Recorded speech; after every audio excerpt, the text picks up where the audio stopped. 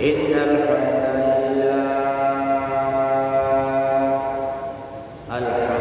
لله نحمده ونستعينه ونستغفره ونؤمن به ونتوكل عليه ونعوذ بالله من شرور أنفسنا ومن سيئات أعمالنا من يهده الله فلا مضل له ومن يضلل فلا هادي له أي فلن تجد له وليا مرشدا وأشهد أن لا إله إلا الله وحده لا شريك له أي هو الذي لا ند له ولا ند له لا مثل له ولا مثيل له لا وزير له ولا كفيل له لا شبه له ولا شبيه له وهو الواحد الفرد الصمد لم يلد ولم يولد ولم يكن له كفوا أحد وأشهد أن سيدنا ونبينا وطبيبنا وبشيرنا ونذيرنا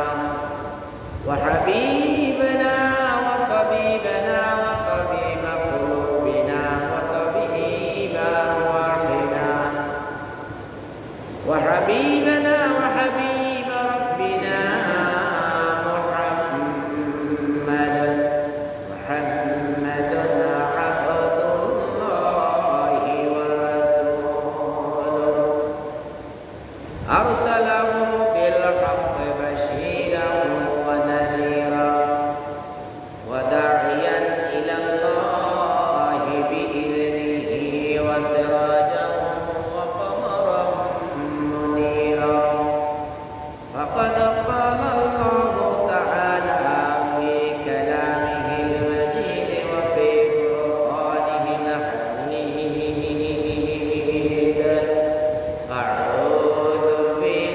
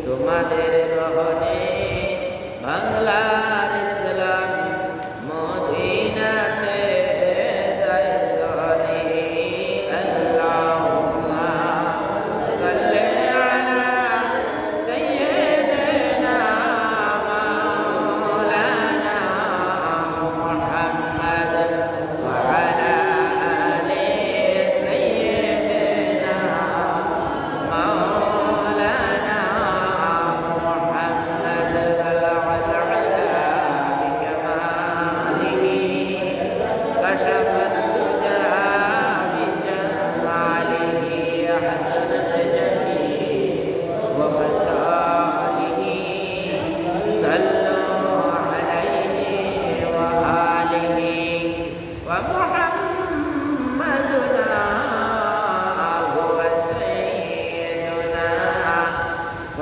ومحمدنا هو سيدنا فالعز لنا لإجابته بلغ العلا بجماله كشف الدجى بجماله حسنت جميله وخصاله صلوا عليه وآله سورة يوسف بداري حكمت لقمان ما قارئ قرآن باري هاي دل شاد ما بلغ العلا بكماله كشف الدجى بجماله حسنت جميع وخصاله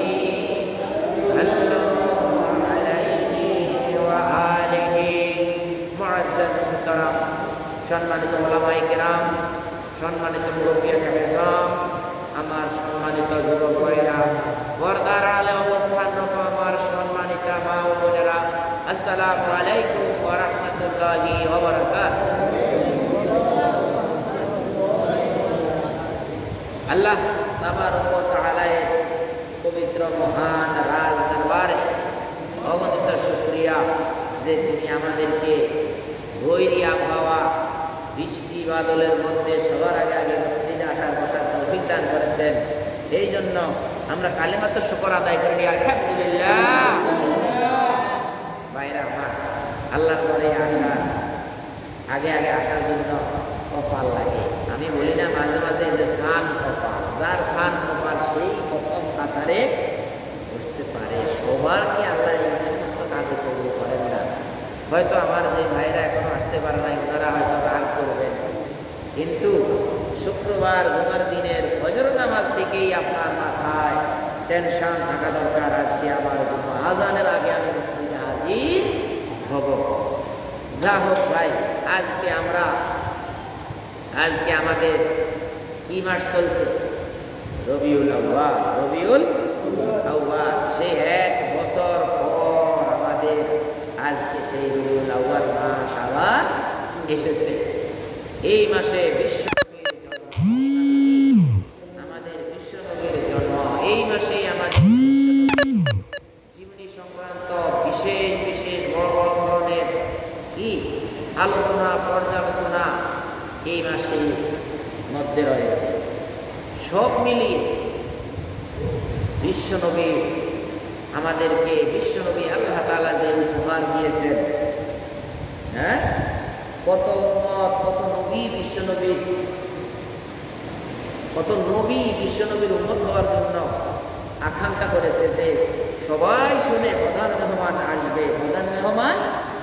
আসবে।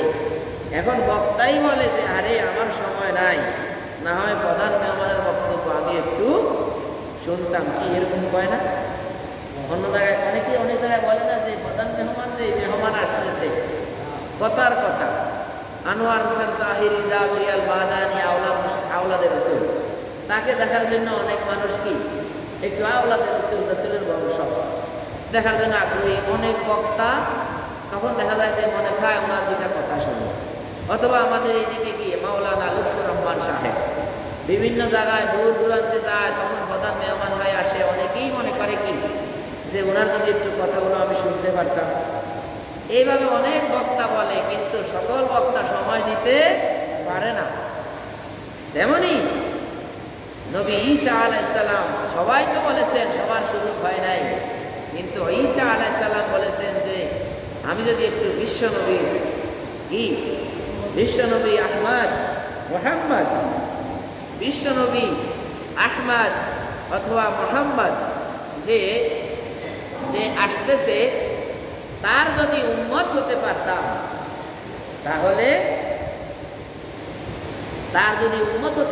তাহলে আমি নিজেকে ধন্য মনে করতাম।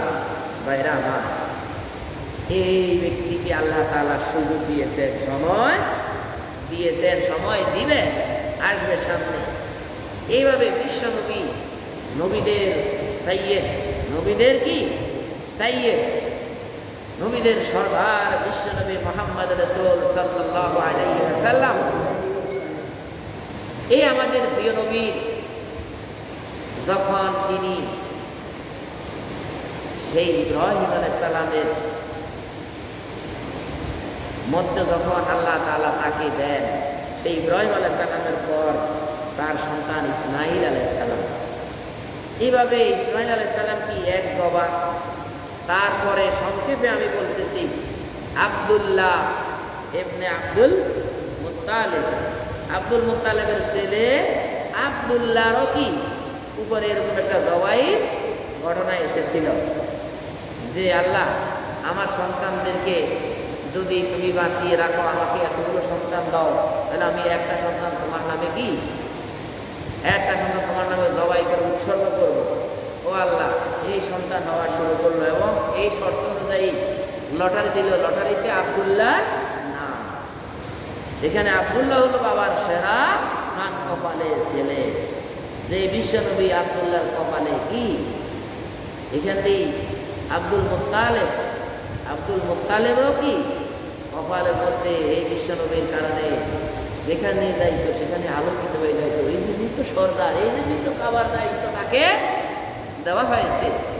এইভাবে দিয়ে রাসূল সাল্লাল্লাহু আলাইহি ওয়াসাল্লাম যখনই যার নিকট ছিল, যার মেরুদণ্ডে ছিল, যার বহনের ছিল, সেই তখন ওই অঞ্চলের সম্মান হয়ে গেছে। ভাইরা আমার, এক পর্যায়ে আব্দুল মুত্তালিব থেকে যখন আব্দুল্লাহর যখন এই আলো চলে আসলো, তখন আব্দুল্লাহ যেখানে যায় সেখানেই কি আলোকিত। আব্দুল্লাহর পিছনে হাজার হাজার মেয়ে সব ঘুরে, আয় হায় কি করবে এটা, কারণ আব্দুল্লাহর চেহারা হলো বিশ্বনবীর বাবার চেহারা। সেই বিশ্বনবীর বাবার চেহারা ও দেখে তো সব পাগল। এক পর্যায়ে গিয়ে যখন বিভিন্ন ধনীর ঘরে নারীরা অফার দিতে লাগলো যে আমি অমুকের কাছে বিয়ে করবো, এখন এটা কি সম্ভব? এক পর্যায়ে গিয়ে তখন বলা হলো, যখন বিশ্বনবী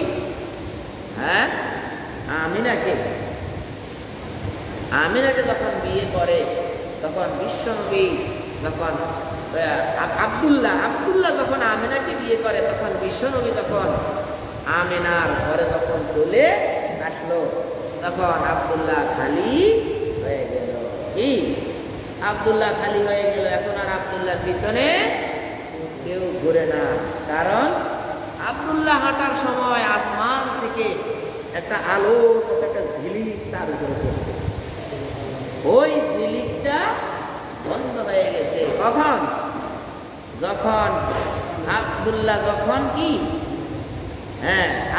যখন আমিনাকে বিয়ে করেছে, সে আমিনার গর্ভে যখন বিশ্বনবী এসে গেল, তখন আব্দুল্লাহ যেই দিকে যায় তখন আর কেউ আসে না তার দিকে, কেউ তাকে আর অফার দেয় না। ভাইরা আমার, সেই আব্দুল্লাহ যখন দেখলো যে আর কেউ অফার দেয় না, তখন আব্দুল্লাহ বলল, কি বলো? তখন আব্দুল্লাহর পিছনে যে মেয়েরা হাঁটতো তাদেরকে উদ্দেশ্য করে আব্দুল্লাহ বলল, মেয়েরা, ও আমার বোনেরা, তোমরা যে আমাকে আর কোনো অফার দাও না, ঘটনা কি? তখন মেয়েরা বলল, আব্দুল্লাহ তুমি আগে তোমার কাছে আমরা একটা জিনিস দেখেছি, ওই জিনিসটা আর তোমার কাছে না। কি? তোমার কাছে আমরা যে কিছু একটা দেখেছি, সেই জিনিসটা এখন আর তোমার কাছে নাই, সেটা গেল কই? তখন আব্দুল্লাহ বুঝতে পারলো যে সেটা কই গেছে। এইভাবে রাসূল আকরাম সাল্লাল্লাহু আলাইহি ওয়াসাল্লাম যখন সময়ের আবর্তনে যখন দুনিয়াতে আসলেন, তখন আমিনা রাদিয়াল্লাহু তাআলা আনহা রাসূল আকরাম সাল্লাল্লাহু আলাইহি সাল্লামের মা জননী, সে বলল, আমার গর্ভ থেকে মনে হয় যেন একটা আলোর ঝিলিক, হীরার টুকরা যেন কি বের হয়ে গেল। মনে হয় যেন একটা আলো, একটা জ্যোতি, একটা লাইট আমার ভিতর থেকে বের হলো। এইভাবে গিয়ে বিশ্বনবী সাল্লাল্লাহু আলাইহি ওয়াসাল্লাম দুনিয়ায় পড়েই তিনি সিজদা করলেন এবং মনে হয় বলতেছে, ইয়া উম্মতি ইয়া উম্মতি। এই ভিতরেই আমাদের মতো আমরা যেভাবে জন্ম নিয়েছি, আমাদের মতো যেমন নাফাকি আমাদের শরীরে থাকে, বিশ্বনবী আল্লাহ তাআলার স্পেশাল একজন মেহমান। বিশ্বনবীর শরীরে ওরকমের কোনো কাঁচরা ছিল না। বাইরে আমার বিশ্বনবী যখন এই দুনিয়ায় পদার্পণ করলেন, সাথে সাথে সিজদা দিলেন, আল্লাহ তাআলাকে সিজদা দিয়ে বললেন, ইয়া উম্মতি ইয়া উম্মতি, হে আল্লাহ আমার উম্মতের কি খবর? সুবহানাল্লাহ, সুবহানাল্লাহ। এইভাবে বাইরে আমার রাসূলুল্লাহ সাল্লাল্লাহু আলাইহি সাল্লাম তার দুধ ভাই ছিলেন, তার নাম ছিলেন মাশরুক। মাশরুক কি, সে কিভাবে মক্কার লোকেরা আরব দেশের ভাষা এমন কিছু অঞ্চল ছিল যে অঞ্চলের মধ্যে আরবের বিশুদ্ধ ভাষা চর্চা রয়েছে। হ্যাঁ, বিশুদ্ধ ভাষার চর্চা রয়েছে আরবের। যখন লোকেরা কি করে, ওই অঞ্চলে দুধ বা দুধ খাওয়ার জন্য ওই অঞ্চলে ছোট শিশুদেরকে দিয়ে দিত, যে তারা ওই অঞ্চলে লালিত পালিত হবে, ওই অঞ্চলের কথাগুলো তারা শুনবে, ওই অঞ্চলের আরবি, বিশুদ্ধ আরবি তারা কি করবে, শিখবে। এইভাবে ওই অঞ্চলে, যে অঞ্চলে আহমেদে হালিমার বাড়ি, ওই অঞ্চলের লোকেরা, এইদিকে যারা মক্কার লোকেরা যখন যারা কাবার চত্বরে আছে, এরা হয় কি একটু ধনী, এরা কি একটু ধনী প্রকৃতি। আজকেও অনেক মারা আছে বাচ্চাদেরকে দুধ খাওয়ায় না। কেন খাওয়ায় না এটা আপনারা জানেন, আমার আর বলার প্রয়োজন নাই। এইভাবে আরবের একটা রসম ছিল যে নিজের মায়েরা দুধ না খাওয়ায় কি করতেন, পালিতভাবে এক অঞ্চলে, যে অঞ্চলের বিশুদ্ধ আরবি শিখার জন্য তারা ওই শিশুকে ওই অঞ্চলে দিয়ে দেয়। এইভাবে গিয়ে হালিমা রাদিয়াল্লাহু যখন ওই মেলায় মধ্যে, যে মেলায় শিশুদেরকে দেওয়া হয়, ওই মেলায় যখন আসলো, তখন তার তখন উটটা একবারে, উট বা গাধা বা খচ্চর যেই হোক, যার উপরে বহন করে তারা স্বামী স্ত্রী দুইজন আসলো এখান থেকে একটা বাচ্চা নেওয়ার জন্য। সবাই মিলে 10 জন 15 জন যতজন মিলে আসলো, সবার পিছনে তার গাধা খচ্চর পড়ে আছে, যে কি সে দুর্বল, সে চলতে পারে না। অন্যরা শুধু বকাঝকা করতেছে, তুমি কেন আসো না, তাড়াতাড়ি করো, আমরা তাড়াতাড়ি যাব। এইভাবে ভাইরা আমার, ওই হালিমা রাদিয়াল্লাহু এবং তার স্বামী যে খচ্চরের উপরে বা কি ঘোড়ার উপরে ছিল, সে দুর্বল ছিল। এক পর্যায়ে গিয়ে আগে ওরা গিয়ে সব ধনীদের সন্তানদেরকে তারা নিয়ে নিল। আর কি করলো, বিশ্বনবী যখন দেখলো বাবা নাই, কে দুধ খাওয়ালে তো কি তাদেরকে একটা মাসিক একটা টাকা হাদিয়া দেয়, কিন্তু এখানে বিশ্বনবীর বাবা নাই, এই জন্য তাকে কেউ নিতে রাজি হলো না। ভাই, এক পর্যায়ে গিয়ে সেই হালিমা রাদিয়াল্লাহু আসলেন, আসার পরে দেখলেন আর কোনো সন্তান নাই, সবগুলো নিয়ে গেছে। বিশ্বনবী একা পড়ে আছে। মায়ের কোলে তখন বিশ্বনবীকে তারা বলল, ওই হালিমা রাদিয়াল্লাহু তার স্বামীকে বলল যে আমরা আসছি এত দূর থেকে, আমরা আর ফিরে যাব না, খালি হাতে আমরা ফিরে গেলে একটা অসম্মান অপমান, তাই আমরা বললাম আমরা আসো আমার এই ছোট গরিব হোক এই বাচ্চাটাকে আমরা নিয়ে নেই।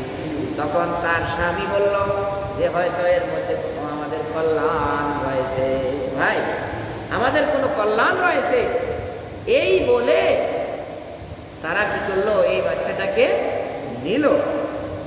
নেওয়ার পরে দেখলো যারা আরো অনেক আগে পথ দিয়ে চলে গেল সেই অঞ্চলের দিকে তাদের সবাইকে ডেকে এই ঘোড়াটা কি করলো, সবার সামনে চলে গেল।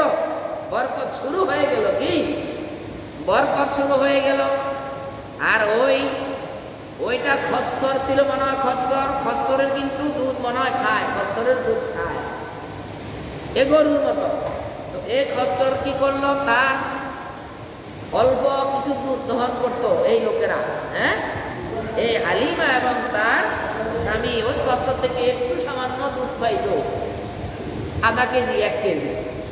কিন্তু যখন বিশ্বনবীকে ওই খচ্চরের উপরে উঠালো এবং নিয়ে গেল, নেওয়ার পরে বাড়িতে গিয়ে দেখলো তার দুধের যেই ভাঁট সব ভরপুর হয়ে আছে, হ্যাঁ। এরপরে তাদের অঞ্চলে অভাব অনটন, এই অভাব অনটনের কারণে তারা এই অঞ্চলের শিশুদেরকে দিয়ে দুধ পান করায়, লালন পালন করে যত্নের সহিত, যাতে করে কি তারা কিছু টাকা পয়সা পায়, তারা যেহেতু কিছু কি খাইতে পারে। ভাইরা আমার, এইভাবে গিয়ে তাদের অভাব অনটনের কারণে হালিমা রাদিয়াল্লাহুর সন্তানও ভালো দুধ পাইত না। হালিমা রাদিয়াল্লাহু তাআলার যে সন্তান মাশরুক, তার নাম কি মাশরুক, এই সন্তানও দুধ ভালো পাইত না। কিন্তু মুহাম্মদ সাল্লাল্লাহু আলাইহি ওয়াসাল্লাম, সবাই বলি সাল্লাল্লাহু আলাইহি ওয়াসাল্লাম, যখন তাদের ঘরে গেলেন তখন দেখলেন যে হালিমা রাদিয়াল্লাহু বলেন যে তার নিজের শিশুকে খাওয়ানোর পরে, বিশ্ব নবীকেও খাওয়ানোর পরে আরো কি তার শরীরে কি আরো দুধ, তার শরীরের মধ্যে কি আরো অনেক অনেক বরকত দেখা দিয়েছে। তখন তারা বলল যে আমাদের এই শিশুর মধ্যে বড় ধরনের কোনো কল্যাণ আছে। ভাইরা আমার, দেখেন আমার প্রিয় নবীর আদর্শ কেমন, দেখেন এই শিশু দুধ পান করা অবস্থায় তার আদর্শ শুরু হয়ে গেছে। কি তার আদর্শ শুরু হয়ে গেছে। হালিমা রাদিয়াল্লাহু যখনই তাকে বুকের দুধ খাওয়াতেন তখনই সে কি করতো, বাম দুধ খাওয়াইলে সে খাইতো না, সে ডানপন্থী, তার ডান দুধ সেই ব্যক্তি, সেই বিশ্ব নবী কি আমার প্রিয় নবী ডান দুধ খাইতেন, আর বাম পাশেটা তার ভাই মাশরুক এর জন্য রেখে দিতেন, দুইটাই খেয়ে ফেলতেন না, দেখছেন। আর আমরা হলে কি করতাম, সব খাই ফেলতাম, আর জনের জন্য খবর নাই। হ্যাঁ, এই জন্য আমার প্রিয় নবী সেই দুধ পান করা থেকে ইনসাফ শুরু করলেন। কি ইনসাফ, তার আরেক ভাইয়ের জন্য রাখা শুরু করে দিলেন, মানদণ্ড শুরু করে দিলেন। এইভাবে তিনি হালিমা রাদিয়াল্লাহু আনহা তার দুধ পান করলেন। প্রথমে নিজের মা আমিনার দুধ পান করলেন, তারপরে হালিমা, তারপরে আবু লাহাবের দাসী সুয়াইবা, আবু লাহাবের দাসী সুয়াইবা রাদিয়াল্লাহু দুধ রাসূল সাল্লাল্লাহু আলাইহি ওয়াসাল্লাম পান করেছেন। এইভাবে রাসূল সাল্লাল্লাহু আলাইহি ওয়াসাল্লামের দুধ মা কয়জন? 3 জন। কয়জন রাসূলের দুধ মা? 3 জন। ভাইরা আমার, খেয়াল রাখতে হবে, একজন হলেন আমিনা, দ্বিতীয় জন হলেন হালিমা, তৃতীয় জন হলেন সুয়াইবা। সুয়াইবাকে আবু লাহাবের দাসী। ভাইরা আমার, এইভাবে আল্লাহর রাসূল সাল্লাল্লাহু আলাইহি ওয়াসাল্লাম যখন এই শিশুকালে যখন তার জীবনী দেখেন, তার জীবন কত সুন্দর, তার আদর্শ কত সুন্দর। যখনই তিনি খিদা লাগতো কোনো প্রকারের কান্নাকাটি করতেন না, যখনই তার লজ্জাস্থানের উপর থেকে কাপড় সরে যেত, কি লজ্জাস্থানের উপর থেকে যখনই কি কাপড় সরে যেত, তখনই তিনি চিৎকার দেওয়া শুরু করতেন, কান্নাকাটি দেওয়া শুরু করতেন। তাহলে যখন এভাবে একটু ঢেকে দিত কান্নাকাটি বন্ধ, তাহলে উনি বুঝতেন যে এই তো খিদার জ্বালায় কান্না করে নাই। এইভাবে হালিমা রাদিয়াল্লাহু বললেন যে আমি তাকে কখনো খিদার জ্বালায় কাঁদতে দেখি নাই। আমি তাকে যখনই তার কাপড় কি শরীর থেকে একটু কাপড় পড়ে যেত তখনই সে কান্না শুরু করে দিত। কি আমার প্রিয় নবী, কার পিছনে আমরা হাঁটি। এবার দেখছেন এইভাবে গিয়ে প্রিয় নবী সাল্লাল্লাহু আলাইহি সাল্লাম যখন 5 বছর বয়স, তখন তিনি কি করলেন, মক্কার মেলা হইতেছে, মেলা, সবাই মেলায় যায়। কি মেলায় যায় রে, কি আরটা বলি না, হ্যাঁ, এইভাবে মেলায় যাইতেছে। সকল শিশুরা মেলায় যাবে, অনেক দূরে মেলা, একবার গেলে 3 দিন পরে আসবে তারা। কয়দিন? 3 দিন। এই 3 দিন একসাথে মত দিল, তাদের সাথে বিশ্বনবীও মত দিল। কোথায় ভাই?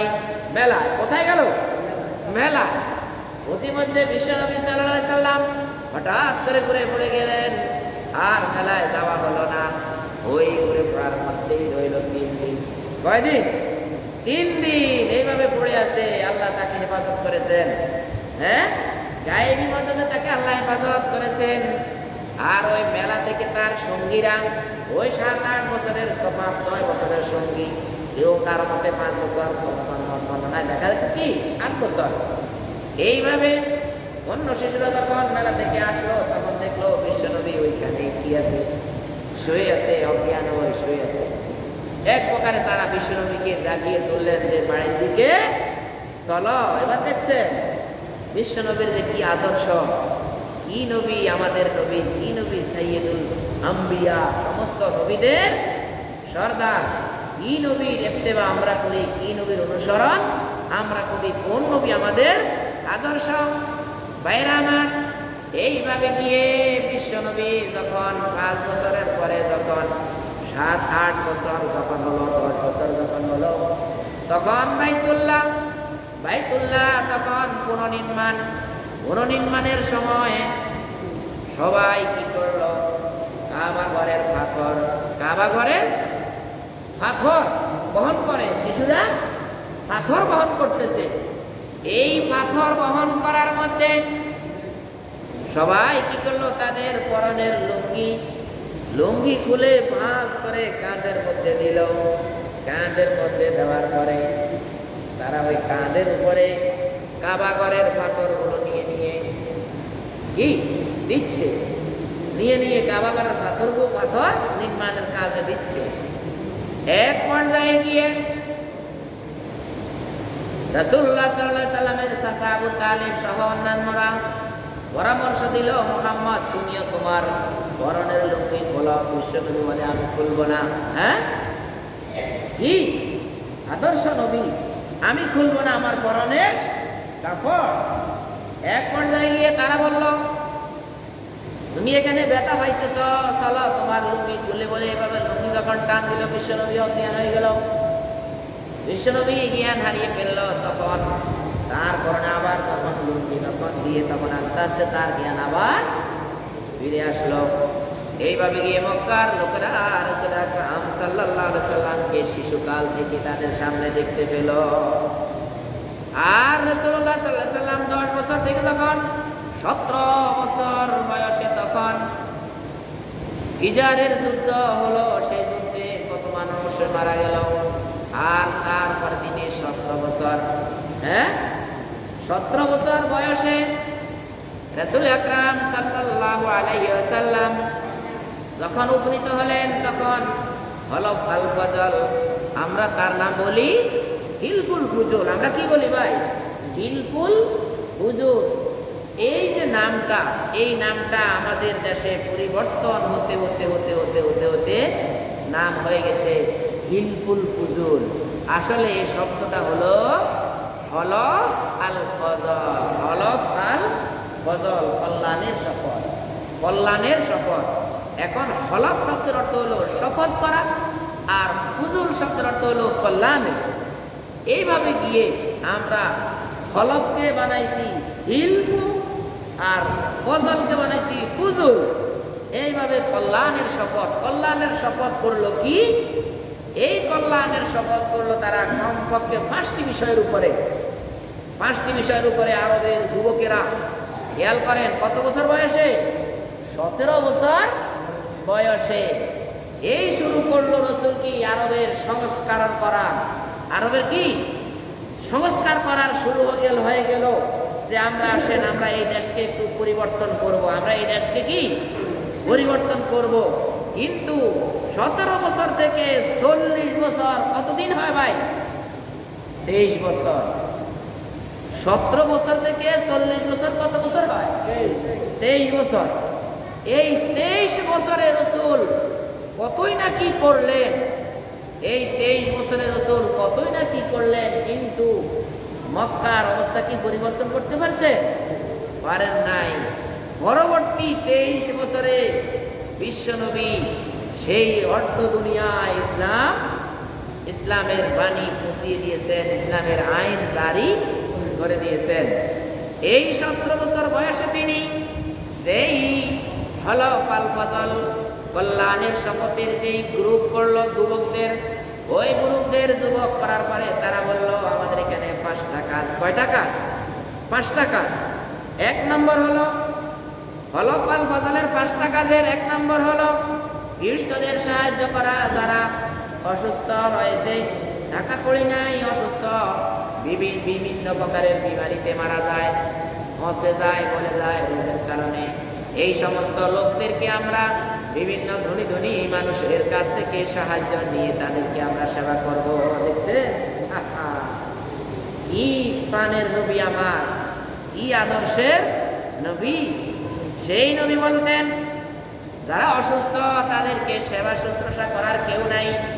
এই সমাজে জোর যার মূল্য তার, মাইট ইজ রাইট, জোর শক্তি হলো সত্য, মাইট ইজ রাইট, শক্তি হলো সত্য, এটাই হলো তাদের আইন। জোর যার মূল্য তার, যার ক্ষমতা বেশি তার আইনেই চলে।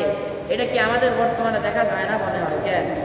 যাদের শক্তি বেশি তাদের কথাই লাস্টে আইন হয়ে যায়। এবার কোরআন হোক, হাদিস হোক, গায়রে হাদিস হোক, কোরআন বিরোধী হোক, কি রসুল বিরোধী হোক, আল্লাহ বিরোধী হোক, সেটা কি মাইট ইজ রাইট, জোর যার মূল্য তার। ভাইরা আমার, এইভাবে 17 বছর বয়সে রসুল বললেন যে পীড়িতদেরকে কি সেবা শুশ্রূষা করতে হবে। 2 নম্বরে দুস্থদের আশ্রয় দান করা, যারা দুস্থ, যাদের ঘর বাড়ি নাই, হয়তো বিপদে বিপদে ঘর বাড়ি ছিন্ন হয়ে গেছে, কি যার জোর আছে সেই বাড়ি থেকে উঠিয়ে দিয়ে বলছে যে এই বাড়ি আমার, যা কোন দিকে যাবি, যা মানে কি জোর যার রাজ্য তার।